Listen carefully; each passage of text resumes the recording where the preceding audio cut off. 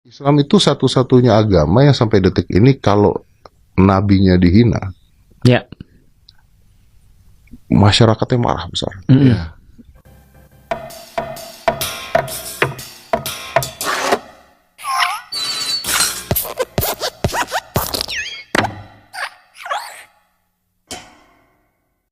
Salam saudaraku, ada pembahasan yang menarik ya dari podcastnya Deddy Corbuzier bersama dengan Felix Yao yang membahas seputar agama, khususnya bagaimana mereka menilai dan berpendapat terkait bagaimana respon dari setiap penganut agama yang ada di dunia ketika agamanya itu dihina. Tetapi sebelumnya, bantu Risans Channel mewujudkan resolusi 2025 ya, untuk mencapai 100.000 subscriber di tahun ini, dengan cara subscribe, like, dan komen. Ya, terima kasih buat teman-teman yang sudah support. Sekarang mari kita lihat dulu videonya seperti apa. Islam itu satu-satunya agama yang sampai detik ini kalau nabinya dihina, Ya. masyarakatnya marah besar. Ya. Menurut gua, harusnya semua agama begitu. Harusnya. Menurut gua. Iya. Menurut gua harusnya Nabi Isa, Yesus, kalau dihina, Semua juga harus marah. semuanya juga harus marah. Ini kok nggak apa-apa ya? Holy Wing kemarin. Ya. Heeh. Kita marah karena Maria juga. Iya. Maria kan ada Maryam. Maria. sama Kita juga merasa tersinggung ketika Maria dijadiin seperti itu. Iya. Nah, harusnya kan ketika Yesus dijadikan meme, Iya, benar. Di Amerika tuh jadi mainan loh. jadi mainan gitu kan. Yang Jadi itu yang Transformer ada. Iya. Jadi Maksudnya, ya kalau mungkin jadi Transformer ada nyapunya kali ya. Kan keren gitu ya. Tapi kan kadang-kadang meme-nya jorok lah. Udah pernah Udah. lihat Yesus lawan Dragon Ball? Udah. Ya iya. kan kayak gitu-gitu kan. Iya, ya? kayak gitu-gitu. Iya. Maksudnya, tapi itu masih mending Ustaz. Maksudnya, sorry, maaf, ada meme yang jorok contohnya. appropriate lah pokoknya ya. Appropriate lah. Kok oke ya? Gitu. Karena di barat orang merasa ngeritik agama itu keren. Iya, Heeh. tapi kan di barat merasa begitu, akhirnya di semua negara jadi ikutan. Kalau buat gua harusnya Yesus Nabi Isa jangan dihina. Makanya kemarin ketika orang yang ngata-ngatain Yesus dan sebagainya, ya menurut gua jangan dipenjara juga sih. Tapi maksud gua harus ada hukuman sosialnya, ya nggak apa-apa. Betul. Nah, di saat itu gua merasa bahwa Islam itu satu-satunya agama yang benar-benar masih ngebelain Nabi. Gitu. Ya, itu di mana-mana sih. Andrew Tate bilang gitu. Andrew Tate bilang gitu ya? Dia bilang kalau aku pakai baju, aku nggak tega sih ngomongnya, tapi jelek lah. Jesus is apa gitu maksudnya. Itu kalau aku jalan-jalan di New York nggak akan masalah. Dia bilang mau manapun. Tapi kalau aku lakukan itu di dunia Muslim dan aku ganti Yesus dengan nama Muhammad, aku nggak akan hidup di hari itu. Iya, habis. Dia bilang karena orang-orangnya sudah punya prinsip dan mereka siap mati untuk prinsip mereka. Iya. Itu kan maksud gue, ya gue gak tahu bener apa enggak ya. Kalau gue bilang bener nanti gue salah lagi. Tapi kan keren gitu. Maksudnya ada satu hal yang gue prinsip ya. Gitu. Lu mau ngatain yang lain, lu mau ngatain kurmanya silakan lah gitu. Asal jangan ibuku misalnya. Ya, asal jangan ibu gue ya. Lu mau ngatain gue, adik gue, mau miskin apa saran. Tapi lu kalau udah nyenggol ibu gue turun nih. Nah, betul. itu kan prinsip itu harus ada. Nah, buat saya pada saat itu ngelihat kayaknya justru menarik ketika heboh-heboh yang ada inilah, ada apalah, ada apa. Yang menarik buat saya nggak lihat sisi negatifnya, tapi saya lihat sisi positifnya. Gila ya, ini ternyata agama ini ketika nabinya dihina atau dijadikan mainan, segini loh. Ya. Yang bangkit ya. Yang bangkit di luar, apakah itu unsur politik atau saya nggak mau tahu deh. Betul. Gitu ya. Tapi konteks itu ada, Ustaz. Dan jadi maksud gue keren ini agama. Islam satu-satunya agama yang sampai detik ini kalau nabinya dihina, itu masyarakatnya marah.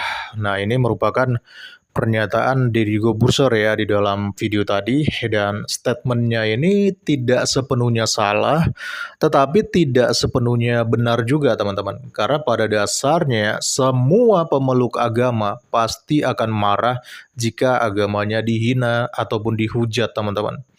Karena marah itu kan salah satu daripada bentuk emosi manusia. Jadi nggak salah sebenarnya jika kita marah ketika hal yang berbau dengan agama kita itu dihina, dihujat, dan saya pikir itu hal yang lumrah jika kita sebagai manusia yang masih memiliki emosi, kita meresponnya dengan marah. Tapi yang menjadi tidak lumrah teman-teman adalah bagaimana reaksi kita ketika kita marah.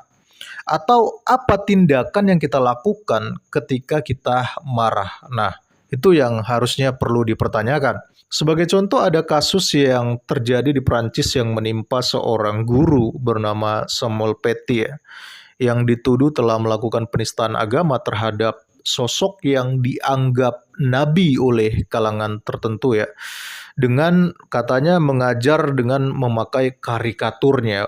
Padahal setelah diselidiki kabarnya tidak ada penistaan seperti itu ya teman-teman. Tetapi pengikutnya yang marah ini terlanjur bereaksi dengan cepat tanpa menganalisa terlebih dahulu apakah benar Samuel Paty telah melakukan penistaan.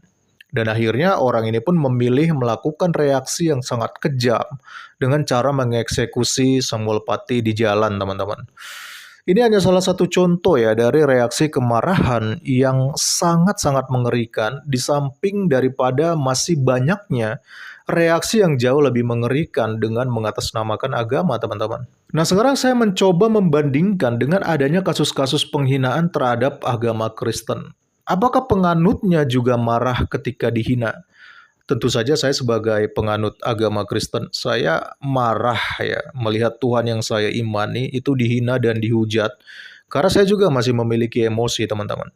Tetapi di balik kemarahan itu, saya ataupun bahkan penganut agama Kristen lainnya nggak perlu melakukan reaksi yang kejam sampai harus menghilangkan nyawa orang lain. Nggak perlu, teman-teman ya.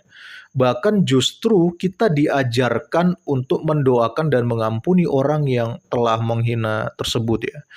Di dalam Matius 5 ayat yang 43 sampai 44 Yesus berkata, "Kamu telah mendengar firman, kasihilah sesama manusia dan bencilah musuhmu. Tetapi aku berkata kepadamu, kasihilah musuhmu dan berdoalah bagi mereka yang menganiaya kamu." Jadi alih-alih kita diajarkan untuk membalas dendam ketika dihina atau bahkan dianiaya, Tuhan Yesus justru mengajarkan sebaliknya, yaitu kasihilah musuhmu dan berdoalah bagi mereka. Lantas bagaimana dengan kasus yang akhir-akhir ini sering terjadi, di mana ada penganut agama lain yang menghina Yesus dan menghujat Yesus, tetapi pada akhirnya justru dilaporkan oleh orang Kristen dan kemudian dipenjara. Atau ada juga yang sudah dilaporkan oleh orang Kristen tapi belum diproses juga sampai saat ini. Berarti orang Kristen itu nggak mengampuni dong orang-orang yang telah menghina dan menghujat Yesus ataupun menghujat agama Kristen. Jadi gini ya teman-teman ya, dalam hal ini kita juga harus bisa membedakan apa itu konsekuensi logis dari setiap tindakan manusia. Dalam hal ini, manusia yang hidup di dalam negara yang dipayungi hukum berdasarkan undang-undang. Jadi kalau ada penganut sebuah agama yang menyerang atau menghina agama lain, katakanlah dalam hal ini yang dihina adalah agama Kristen, kemudian penghina itu dilaporkan, itu semata-mata bukan masalah personal antara agama Kristen dengan agama si penghina, tidak. Tapi itu sudah menjadi masalah negara. Karena kan dalilnya jelas tuh, ada undang-undang ITE ya ataupun undang-undang penistaan agama yang mengatur agar negara ini meskipun majemuk dalam beragama tetapi tidak dipecah belah oleh para penghujat dan penista agama ini, teman-teman. Lalu bagaimana kalau hukum negaranya sendiri pun nggak bisa berlaku adil ya? Contohnya nih ada orang Kristen yang melaporkan penghujat tetapi nggak diproses-proses sampai saat ini. Apakah kita harus memakai jalan pintas agar penghina tersebut mendapatkan balasannya? Tentu saja tidak ya teman-teman ya.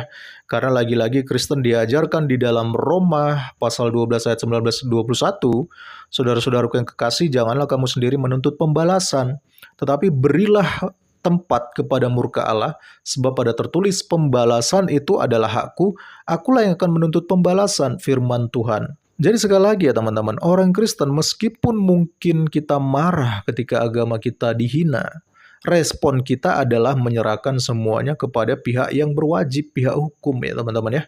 Kalaupun hukum itu ternyata nggak bisa berlaku adil, ya serahkan saja semuanya pada Tuhan Sang Maha Adil tersebut ya. Bukan dengan cara geruduk rumahnya, ataupun mengancam menghalalkan darahnya, enggak ya. Kita nggak perlu cara-cara seperti itu, karena kita ini adalah manusia yang punya adab dan juga bermoral. Jadi di situ perbedaannya ketika orang Kristen itu dihina ataupun dihujat agamanya ya. Jadi kesimpulannya adalah semua penganut agama manapun pasti akan marah ketika agamanya itu dihina dan juga dihujat. Tetapi bagaimana kita menyikapi kemarahan kita itu ketika kita dihujat dan dihina, itulah yang paling penting. Apakah kita akan membalas dengan cara-cara yang kejam, ataukah kita justru mengampuni, menyerahkannya kepada pihak yang berwajib, atau bahkan menyerahkan semuanya kepada Tuhan. Salam kritis, Tuhan Yesus memberkati. Salam.